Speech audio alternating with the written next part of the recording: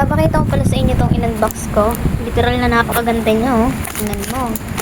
Ayan pala yung case ng Redmi Note 14 Pro 5G ko.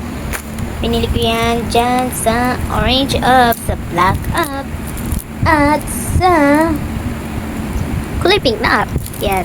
Kaya ako naman siya pinili. Ang ganda kasi niya, tingnan mo. Kulay silver. I like the color silver. Tapos yung ano niya, yung case niya talaga silver. Tapos may pa-butterfly effect pa yan na ganyan. Tapos may mga glitters. Ididikit mo lang yan dun sa likod. Yung tatlong dot na yan ay yung parang adhesive niya. So tanggalin mo lang yan. Tapos ipatong mo at idikit mo dyan. Ganyan ko siya idinikit. Tapos nilagyan ko ng may kasama pala siyang yan. Yung parang bracelet. Diba? Ang ganda. Super cool, super pretty, parang nasa galactic.